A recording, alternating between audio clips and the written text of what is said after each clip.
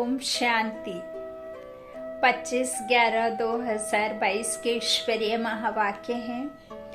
आज के मुरली के सार में ऊंचते ऊंच ज्ञान सागर, ज्ञानदाता, सुख करता दुख हरता, सर्वशक्तिमान, बेहद का वर्षा देने वाले, बेहद का सुख देने वाले, बेहद के बाप ने बेहद के बच्चों से कहा, मीठे बच्चे अब गुणों को निकाल, साफ दिल बनो, सच्चाई और पवित्रता का गुण धारण करो तो सेवा में सफलता मिलती रहेगी।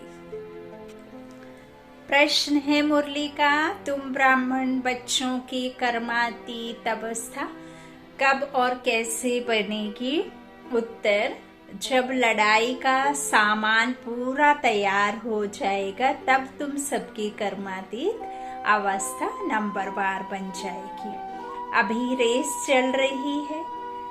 कर्मातीत बनने के लिए पुरानी दुनिया से बुद्धि निकल जानी चाहिए। शिव बाबा जिनसे 21 जन्मों का वर्षा मिलता है, उनके सिवाय दूसरा कोई याद ना आए, पूरा पवित्र बनो। जैसा बाप है वैसे ही खुद को बना लेना है, तभी फिर संभवतः आप पूरा पवित्र कहलाएंगे।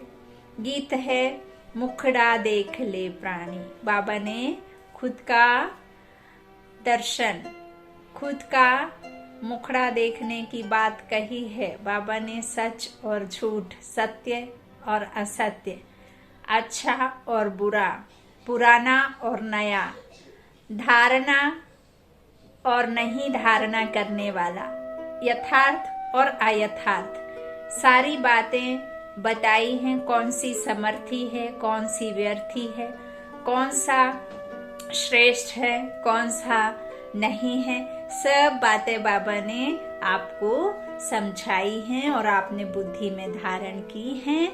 तो खुद से खुद को चेक करना है, फिर उसके बाद चेंज होना है। अच्छा, इसीलिए बाबा ने कहा है, मुखड़ा देख ले प्राणी। ओम शांति। जबकि बेहद का बाप बच्चों को मिला है और बच्चों ने पहचाना है, अब हर एक महसूस करते हैं कि हम कितना पाप आत्मा थे और कितना पुण्य आत्मा बन रहे हैं। जितना जितना श्रीमत पर चलेंगे उतना जरूर बाप को फॉलो करेंगे। बच्चों के आगे एक तो यह चित्र है और देलवाड़ा मंदिर भी पूरा यादगार है। गीत भी गाते हैं, दूर देश के रहने वाले अब पराये देश, पतित शरीर में आए हैं, पावन दुनिया में आकर पावन दुनिया को पावन बना ना सके, आना ही उनको पड़ेगा पतित दुनिया में। और यहाँ तो कोई पावन तन है नहीं, तो पतित तन में ही आना पड़े। जहाँ दुख होगा वहीं तो सुख की दुनिया को स्थापित करना होगा। तो दुख है तब तो आएंगे सुखी बनाने। तो पराये तन में, पराये देश से, दूर देश का रहने वाला आता है पतित शरीर में। यदि वह तन का आधार ना ले तो हम आत्माओं ने जो शरीर पहना है, इन आत्माओं को समझाने के लिए एक मुख जरूर चाहिए, सुनने के लिए कान, सुनाने के लिए मुख जरूर चाहिए। तो वो इस तन का आधार लेकर के हम जीवात्माओं को कर्मेंद्रियों का सहारा लेकर के समझा रहे हैं। बाप खुद कहते हैं, यह पराया देश है। पराया किसका? रावण का। तुम भी पराये देश अथवा रावण राज्य में हो। भारतवासी पहले राम राज्य में थे, इस समय पराये अर्थात रावण राज्य में है। शिव बाबा तो विचार सागर मंथन नहीं करते। यह वे ब्रह्मा विचार सागर मंथन कर समझाते हैं कि यह जो जैनी लोग हैं उनका यह देलवाड़ा मंदिर है।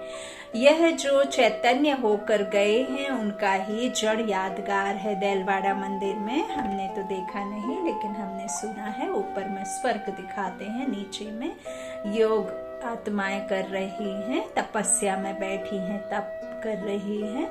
तो देखिए जो बाबा कहते ऊपर में स्वर्ग दिखाया, माना जब आत्माएं निर्विकारी होती है ना, पुण्य आत्मा होती हैं, देवत्व उसमें होते हैं, तो वो क्या होते हैं, स्वर्ग में होते हैं। अर्थात जब विकारी दुनिया होती है तब कोई भी एक भी आत्मा निर्विकारी यहाँ हो ना सके। तो वो जो स्वर्ग जिसे दिखाया, कहते हैं देवताओं के पैर जमी पर नहीं पड़ते, धरनी पर नहीं पड़ते। तो इस तमो प्रधान दुनिया की बात कही है। ऐसी नहीं है कि कोई स्वर्ग बादलों में या कोई आसमान में टिका होगा, क्योंकि आसमान में इस शरीर को लेकर के कोई रह नहीं सकता। इतना भार यदि हम आसमान में लेकर के रहेंगे तो हम गिर जाएंगे। फरिश्ता भी जो दिखाए हैं, फेरी की कहानी दिखाई है, जो भी दिखाया है, बाबा कहते हैं वो फरिश्ता अर्थात आत्मा जो उड़ती है ना, फरिश्ता बन, हल्की होकर, लाइट बन करके, है ना। तो यहाँ जब कर्मातीत अवस्था हो जाती है तो फरिश्ता बन उड़ते हैं। तो ऐसी कोई फेरी या कोई शरीर को लेकर के, जादू की स्टिक लेकर के कोई भी ऐसा नहीं होता है। और ना ही परम पिता परमात्मा कोई जादुई लाइट चमका करके आपको देवी देवता बना सकते।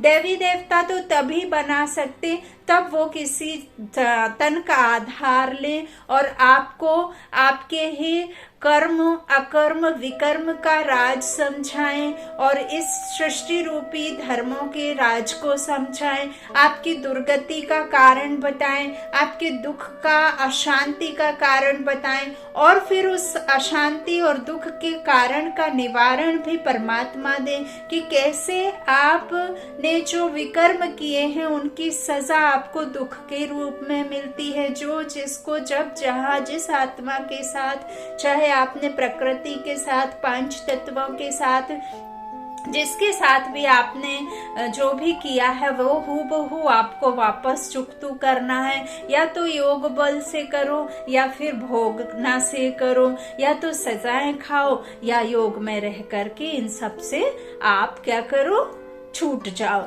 तो बाबा हमें यह सब बातें समझाते हैं। बाबा कहते हैं जो देलवाड़ा मंदिर का दिखाया है उसमें ऊपर स्वर्ग अर्थात जब आत्माएं निर्विकारी होती हैं तो इस दुनिया में ही स्वर्ग होता है। स्वर्ग यहाँ, नरक यहाँ, सिर्फ परम धाम जहाँ आत्माओं का रहने का स्थान है। जो सूक्ष्म वतन भी बाबा ने बनाया है वो साक्षात्कार के लिए बनाया है, नहीं तो एक वो दुनिया और एक ये दुनिया, है ना। इस तरह से बाप बैठ समझाते हैं। बाबा कहते हैं मैं जो हूँ विचार सागर मंथन नहीं कर सकता, इसलिए ब्रह्मा विचार सागर मंथन कर समझाते हैं कि यह जो जैनी लोग हैं ना, तो उनका जो देलवाड़ा मंदिर है यह है। यह जो चैतन्य होकर नीचे में बैठे हैं तो वो खुद का आत्मा, और उनका जो मूर्तियां हैं वो जड़ चित्र हैं, माना वो हो करके गए हैं, यादगार है। आदि देवी भी बैठे हैं, ऊपर में स्वर्ग है। अब अगर जो उन्हों के भगत है उन्हों को ज्ञान मिले तो अच्छी तरह समझ सकते हैं कि बरोबर नीचे राजयोग की शिक्षा ले रहे हैं। ऊपर में भी प्रवृत्ति मार्ग है, नीचे भी प्रवृत्ति मार्ग है। कुंवारी कन्या, अधर कन्या का चित्र भी है। बाबा ने जो गृहस्थ में रह करके परमात्मा के ज्ञान में आई आत्माएं, उनको अर्ध कुमारी कहा है। फिर कुंवारी कन्या भी है, बाबा कहते उनके भी चित्र है। अधर कुमार और कुमार भी हैं। कुमार जो शुरू से बाबा के बने हैं शादी के पहले, और एक है शादी के बाद जो अधर कुमार हैं। तो मंदिर में आदिदेव ब्रह्मा भी बैठा है और बच्चे भी बैठे हैं। अब तुम समझ गए हो कि ब्रह्मा सरस्वती ही राधे कृष्ण बनते हैं। ब्रह्मा की आत्मा का बहुत जन्मों के अंत का जन्म है। यह बाप और बच्चों का यादगार है। ऐसे तो नहीं 1000 लाख चित्र रखेंगे, मॉडल में थोड़े चित्र रखे जाते हैं। यह है जड़ और हमारा है चैतन्य। माना हम इस शरीर को नहीं मानते, हम कहते हैं कि मैं ये शरीर नहीं, मैं आत्मा हूँ। तो जिन्होंने कल्प पहले भारत को स्वर्ग बनाया, उन्हों का यादगार है जगत अम्बा, जगत पिता, और उनके बच्चे हैं मेजॉरिटी माताओं की होने के कारण बी के नाम लिख दिया है। मंदिर में भी कुंवारी कन्या और अधर देवी हैं। अंदर जाएंगे तो हाथियों पर मेल्स के चित्र हैं। यह सब बातें तुम बच्चे ही समझ सकते हो। तुम अभी साफ दिल बनते हो, आत्मा से अवगुण निकाल रहे हो। तुम्हारी मम्मा किसको समझाती थी तो उनको तीर लग जाता था, क्योंकि मम्मा की इतने सटीक और इतनी सहज भाषा होती थी समझाने की। मम्मा इतना अच्छे से समझाती थी। मम्मा ने एक बात बताई कि मम्मा को कोई पूछता था कि मम्मा ये जो जानवर हैं उनकी आत्माओं का क्या है, उनमें भी तो जीवन है, भल जो भी है जैसा भी है, लेकिन उनका फिर क्या होता होगा। तो मम्मा ने कहा बिगड़ी किसकी है, हम मनुष्यों की। नहीं तो ऐसे तो फिर कुत्ता भी एक रईस घर में रहता है तो वो एसी के सुख लेता है, नहीं तो फिर एक गली में भी घूमता है तो चाहे जिसका मन होता है उसको मार देते हैं। तो उनका भी एक लाइफ है, लेकिन पहले अपनी बिगड़ी सुधार लो फिर उनकी भी सुधार लेना। तो मम्मा ऐसे बड़े अच्छे से समझाया करती थी। मुरली भी कहती थी कि मुंह में राम राम राम राम कहना, और रास्ते से किसी ने गाली देते हुए निकल गया तो उसी राम के बीच में उसके प्रति भावना गलत रखना कि मैं ये जरा माला पूरी कर लूं, फिर इसको तो अच्छी सुनना, मतलब इसको तो अच्छी चपत लगाऊंगी, मार लगाऊंगी या जो कुछ भी है। तो मम्मा कहती हैं कि वो राम राम कहना नहीं है, अजप जाप जपना है। मन से मुझ एक को याद करना, मन मना भव, और माँ में कम याद करना, कर्म में रहते मुझे को याद करना। तो ये बीज मंत्र परमात्मा ने दिए हैं, और वो परमात्मा के निराकार के गुण तुम्हारी आत्मा में आना, बुद्धि को सीधा करना, जो बुद्धि तिरछी हुई है, ना कि शरीर को सीधा करना। शरीर तो जब हमारा इस आत्मा ने एक छोड़ा तो जल गया, भस्म हो गया, फिर दूसरा लिया तो शरीर तो तिरछा होता नहीं। यही आत्मा जो एक छोड़ दूसरा, दूसरा छोड़ तीसरा, तीसरा छोड़ चौथा, जो इस आत्मा ने शरीर लिए हैं, तो आत्मा ही लेप छेप वाली है, आत्मा में ही लेप छेप लगे हैं। आत्मा ही पाप आत्मा, पुण्य आत्मा, देव आत्मा बनती है। महान आत्मा, संत आत्मा आत्मा कहलाती है, ना कि संत शरीर आत्मा या महान शरीर आत्मा ऐसे नहीं कहते। और परमात्मा तो है ही फिर एक एवर प्योर, तो उसकी तो बात ही नहीं। तो बाबा कहते हैं कि इस तरह से जो भी है, मम्मा किसको समझाती थी तो उनको तीर लग जाता था। उनमें सच्चाई, पवित्रता थी। अब जैसे पहले भी कहा कि जो हमारे वरिष्ठ दादियां हैं, जैसे हमारे जानकी दादी या कोई भी जो वरिष्ठ दादियां हैं, जब हम मुरली सुना करते थे तो उनके मुख में जो भाषा थी उसमें क्लियरिटी नहीं थी भाषा की, लैंग्वेज की। लेकिन यदि आप उनके मुख से मुरली सुन लें और उनके पास में बैठ करके, चाहे आप टीवी से ही क्यों ना सुन लें, तो उनमें इतनी प्यूरिटी, इतनी पवित्रता और इतना शक्तिशाली वाइब्रेशंस होते कि वो मुरली सिर्फ उनके मुख से सुनने से पूरा मुरली का सार आपके जीवन में उतर जाता था। इतना पावरफुल बाबा के महावाक्यों को, उनके प्यूरिटी और सच्चाई थी कि वो आपके जीवन में उतर जाती थी। भले नए नए उम्र के अच्छी क्लियर वॉइस वाले की मुरली आपकी बुद्धि में ना चढ़े, लेकिन वो वरिष्ठ दादियों के जिनकी आवाज में कंपन था, उनकी मुरली आपके जीवन में उतर जाए, ऐसा उनमें अंदर सच्चाई, पवित्रता थी। तो आज बाबा मम्मा के बारे में लिख रहे हैं कि उनमें सच्चाई, पवित्रता थी, इसीलिए तीर लग जाता था। थी भी कुमारी, है ना। मम्मा का नाम पहले आता है, मम्मा बाबा कहते ना, तो पहले लक्ष्मी फिर नारायण। अब बाप कहते हैं मम्मा जैसे गुण धारण करो, अब गुणों को निकालते जाओ, नहीं निकालेंगे तो पदभ्रष्ट हो जाएंगे। सपूत बच्चों का काम है हर एक बात समझना। पहले तुम बेसमझ थे, अब बाबा समझदार बनाते हैं। आत्मा का माना है ही समझ का तीसरा नेत्र, है ना, बुद्धि नेत्र, ज्ञान चक्षु कहा है ना बाबा ने त्रिनेत्र बना करके।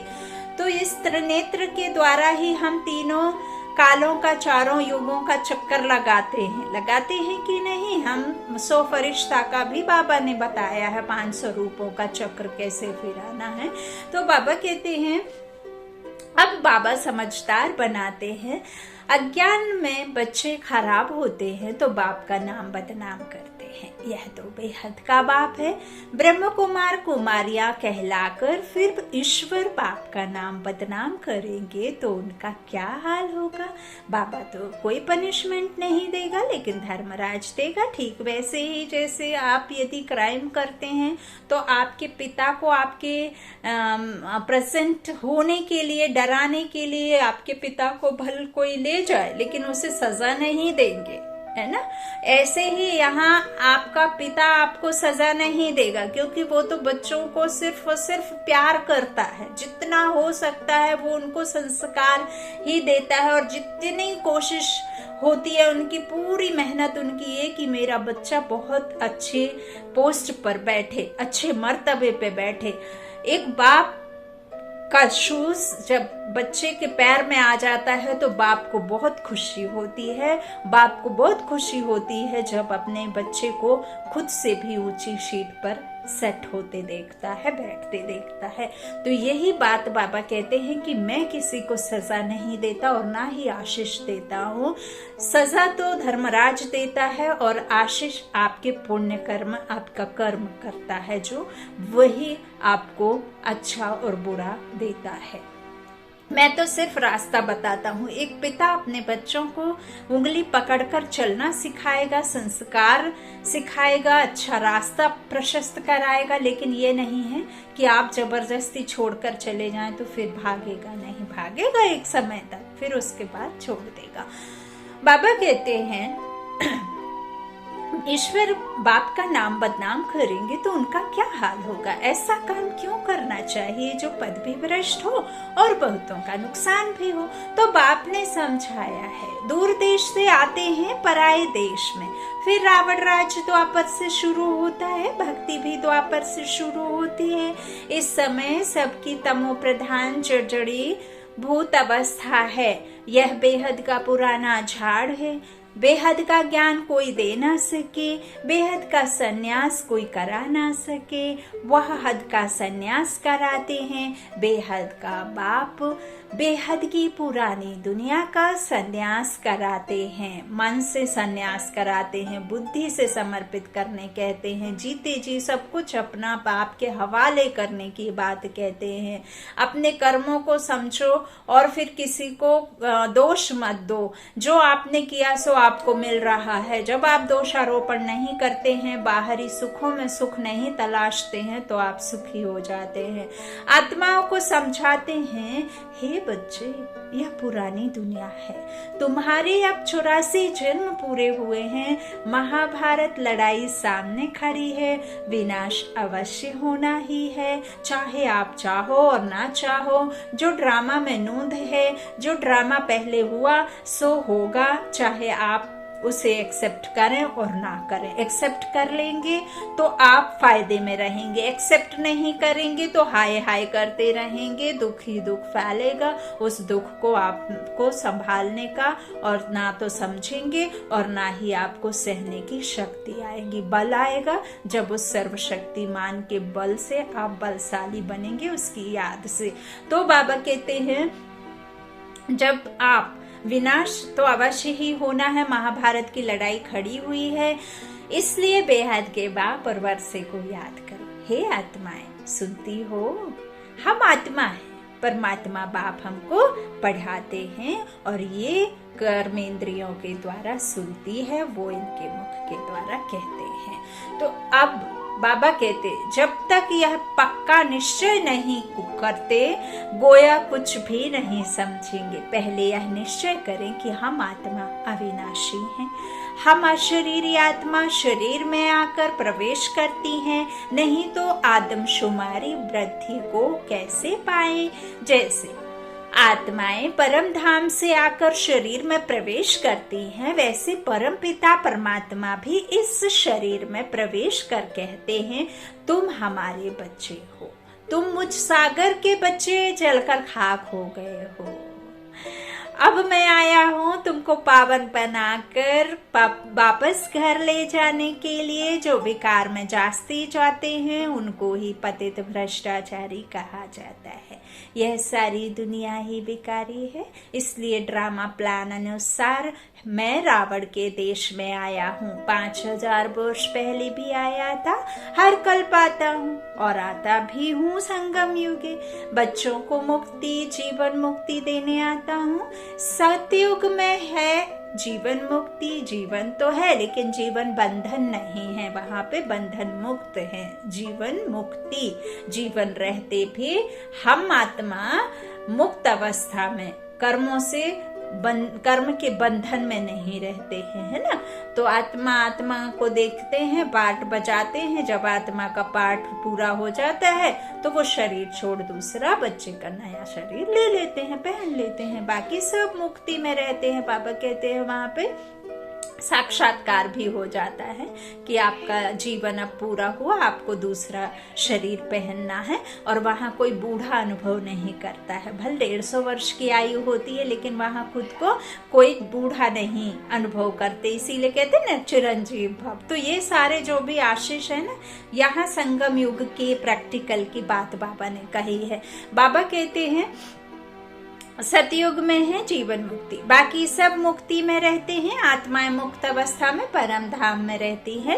और फिर पिछाड़ी में धीरे धीरे जैसे यह सृष्टि झाड़ बढ़ता है वैसे वैसे फिर यहाँ साकार में आत्माएं तन पहनते जाती हैं और फिर आती जाती हैं। और आती हैं तो ऐसे नहीं कि आई और जब एक शरीर छूटा तो वापस परम धाम चले जाएंगे, नहीं। जब तक ये कल्प का चक्र पूरा नहीं होता है, जब तक ये 5000 की ड्रामा पूरी नहीं हो जाती है, तब तक कोई भी आत्मा वापस वहां जा ना सके, है ना।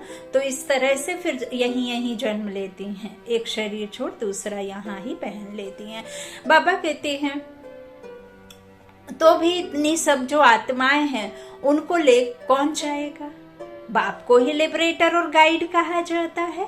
बाप ही आकर भक्तों को भक्ति का फल देते हैं। तुम ही पुजारी से पूज्य बनते हो, मैं तो हूँ ही एवर प्योर, मैं कभी पुजारी नहीं बनता हूँ, मैं तो पूज्य हूँ। लेकिन तुमको पुजारी, तुम जो बने हो अब तुमको पूज्य बनाने में आया हूँ। पूज्य पुजारी तुम आत्माएं बनते हो। बाबा कोई और तकलीफ नहीं देते हैं। देलवाड़ा मंदिर में चित्र बरोबर ठीक है। बच्चे योग में बैठे हैं, उन्हों को शिक्षा देने वाला कौन है?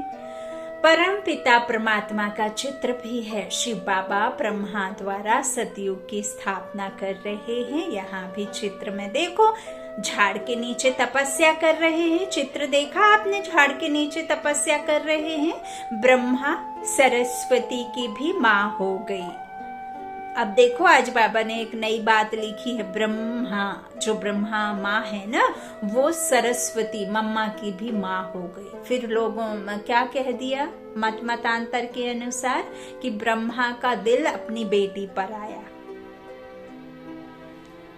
अब बाबा कहते हैं बिना माँ के तो कोई पिता बन ना सके, है ना, तो उनको अडॉप्ट किया है। अब ये बातें बुद्धि से समझने की हैं। अब आप मूझेंगे, दुनिया भर के उसमें तिरछे मार्क लगा देंगे, क्वेश्चन मार्क। तो तिरछा तो कभी कुत्ते की पूंछ सीधी होती नहीं, चाहे उसे आप कितने दिन तक लंबे पाइप में सीधा करके रखो, है ना। तो क्या, क्यों, कब, कहाँ, कैसे, ये तो कौवा करता है। तो बाबा कहते हैं इस तरह जो सरस्वती है वो ब्रह्मा जो है उनकी माँ है। तो जो बाबा समझाते हैं, गाया भी जाता है तुम्हें वो माताश्च पिता। निराकार को कैसे कह सकते, इसमें उसने प्रवेश किया है, किसमें, ब्रह्मा में। तो यह माता बनी ना। सन्यासी तो निवृत्ति मार्ग वाले हैं, अपने मुख से कहते हैं कि यह हमारे फॉलोअर्स हैं। वे कहते हैं हम फॉलोअर्स हैं। यहाँ तो माता पिता दोनों हैं, इसलिए कहते हैं तुम्हें वो माताश्च पिता। बंधु भी हैं, है ना, कहते हैं ना तुम्हें पिता तुम्हें वो बंधु सखा तुम्हें वो विद्या। दान बाबा करते हैं विद्या का, बंधु बाबा हैं, सखा बाबा हैं, माता बाबा हैं, पिता बाबा हैं। तो यहाँ सब कुछ है। बाकी बाबा कहते हैं जो भी है वह सब छोट है, जिसमें प्रवेश करते हैं वह भी पढ़ते रहते हैं। बाबा कहते हैं मैं जो पढ़ाता हूँ उनके कान भी सुनते हैं, धारणा करते हैं, पुरुषार्थ करते हैं। मैं खुद इनकी जीवन कहानी को इनको बताता हूँ तो ये तो खुद मेरे से सुन रहे हैं, सुनकर मैं इनको ऐसा बनाता हूँ। बाबा कहते हैं जिसमें मैं आया हूँ वो भी पढ़ते हैं तो सखा भी बन जाते हैं। शिव बाबा कहते हैं मैंने ब्रह्मा द्वारा अडॉप्ट किया है, तुम राजयोग सीख रहे हो। शिव बाबा को अपना शरीर तो है नहीं। वहां मंदिर में लिंग रखा है। देलवाड़ा का अर्थ कोई समझ ना सके। अधर कुमारी कुंवारी कन्या भी है। सिखलाने वाले शिव का भी चित्र है। स्वर्ग का मालिक बनाने वाला जरूर उस्ताद चाहिए। वहां श्री कृष्ण की बात नहीं, जहां ब्रह्मा बैठा है वहां श्री कृष्ण कैसे आए। श्री कृष्ण की आत्मा तपस्या कर रही है सुंदर बनने के लिए। अभी वह श्याम है, काली है आत्मा, अब वो सुंदर बन रही है। ऊपर में बैकुंठ के सुंदर चित्र खड़े हैं। ब्राह्मण ब्राह्मणियां हैं ही फिर देवता बनेंगे। तुम्हें ऐसा बनाने वाला सबसे ऊंचा है। तो यह देलवाड़ा मंदिर भी उससे ऊंचा है।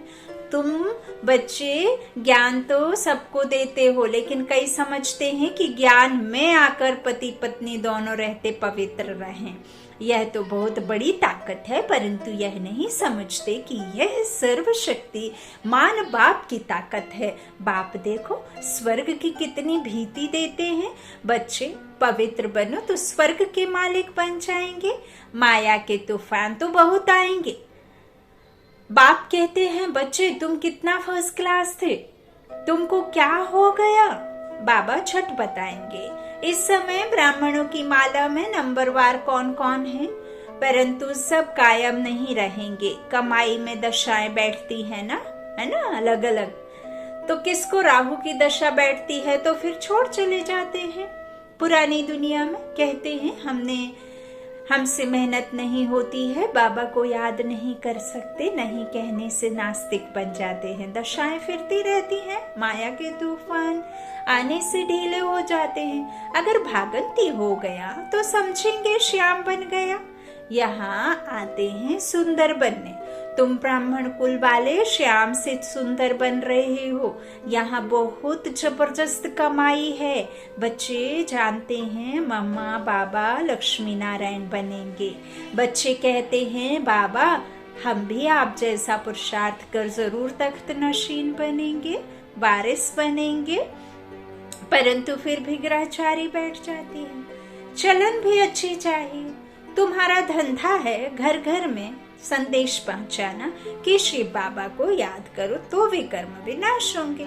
विनाश सामने खड़ा है। तुम निमंत्रण देते रहो, तुम्हारी दिन प्रतिदिन वृद्धि होती जाएगी।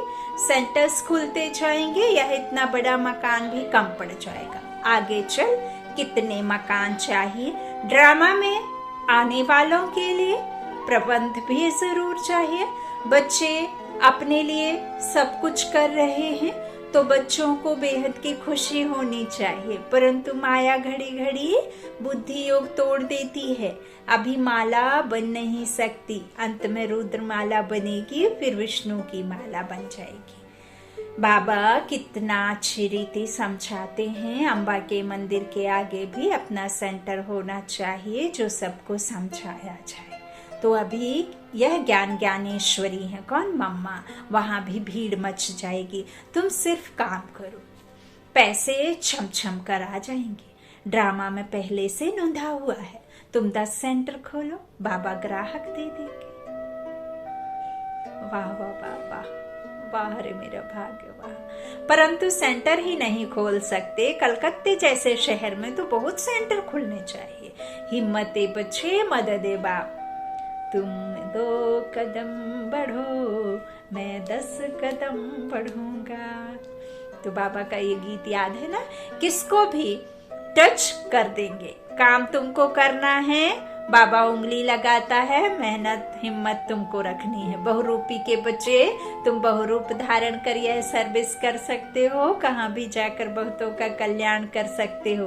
जैनियों की भी सर्विस करनी है, बहुत अच्छे अच्छे बड़े जैनी हैं, परंतु बच्चों की इतनी विशाल बुद्धि नहीं है जो सर्विस करें, कुछ देह अभिमान रहता है। अच्छा, मीठे मीठे सिक्की लाधे बच्चों प्रति माता पिता बाप दादा का याद प्यार और गुड मॉर्निंग। रूहानी बाप की रूहानी बच्चों को नमस्ते।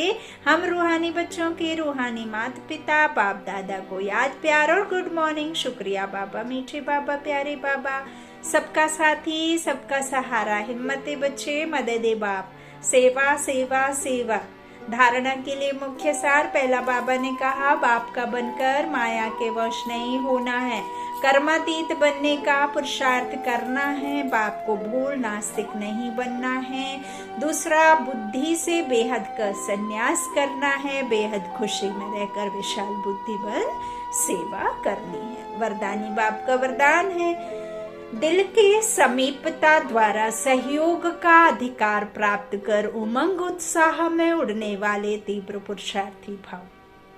जो बच्चे दूर बैठे भी सदा बाप की दिल के समीप हैं, उन्हें सहयोग का अधिकार प्राप्त है और अंत तक सहयोग मिलता रहेगा। इसलिए इस अधिकार की स्मृति से कभी भी ना तो कमजोर बनना, ना दिल शिकस्त बनना। दिल शिकस्त माना हिम्मत हार जाना, तो दिल शिकस्त नहीं बनना, ना पुरुषार्थ में साधारण पुरुषार्थी बनना।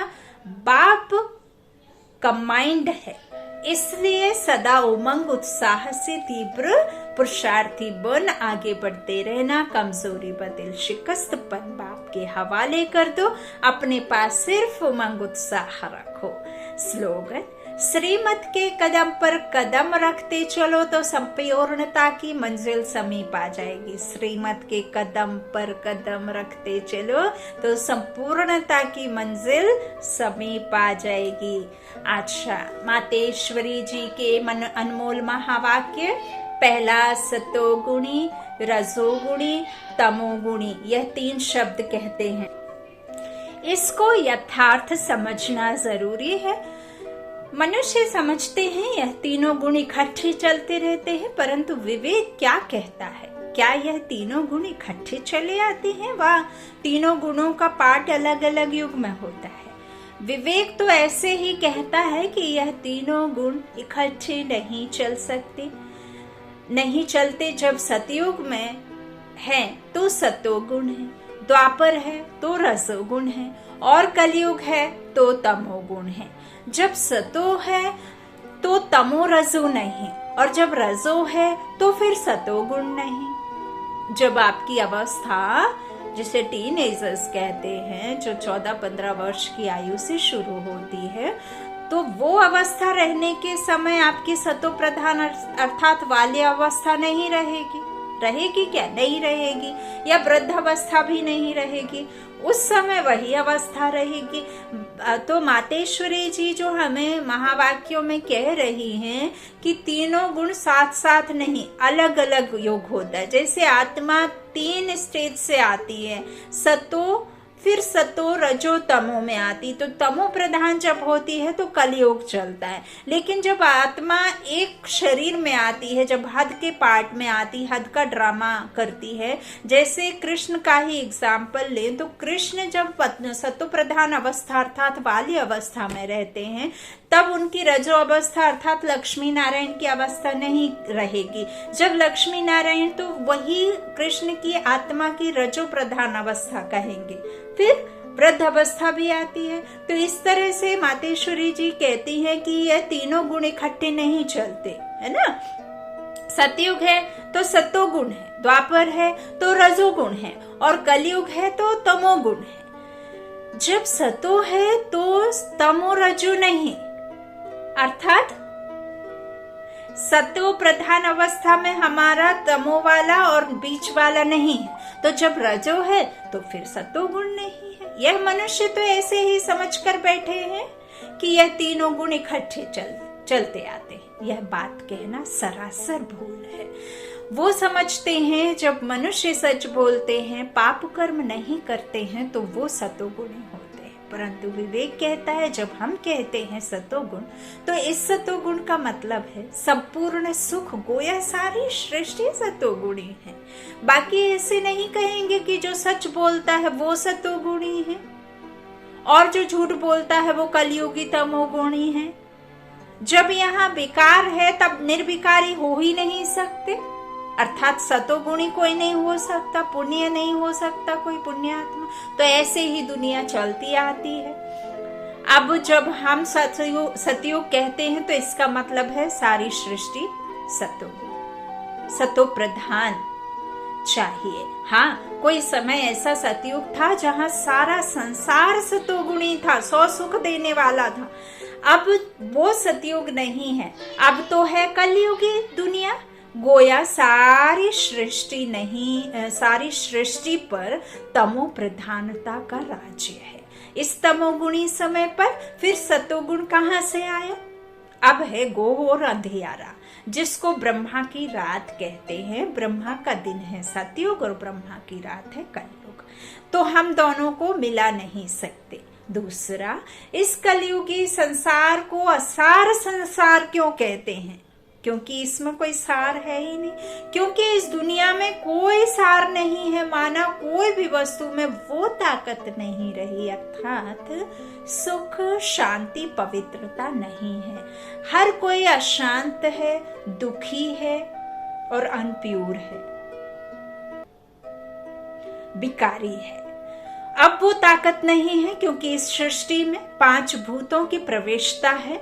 काम, क्रोध, मोह, लोभ, अहंकार, द्वेष, घृणा से संपूर्ण जगत भरा पड़ा है, प्रवेशता हो चुकी है। इसलिए ही इस सृष्टि को भय का सागर अथवा कर्म बंधन का सागर कहते हैं। इसलिए ही मनुष्य दुखी हो, परमात्मा को पुकार रहे हैं, परमात्मा हमको भव सागर से पार करो।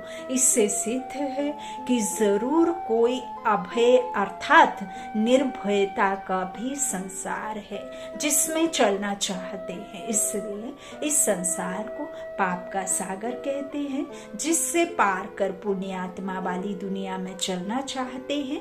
तो दुनियाएं 2 हैं, एक सतयुगी सार वाली दुनिया, दूसरी है कलयुगी असार बेसार की दुनिया। दोनों दुनियाएं इस सृष्टि पर होती हैं। अच्छा, ओम शांति।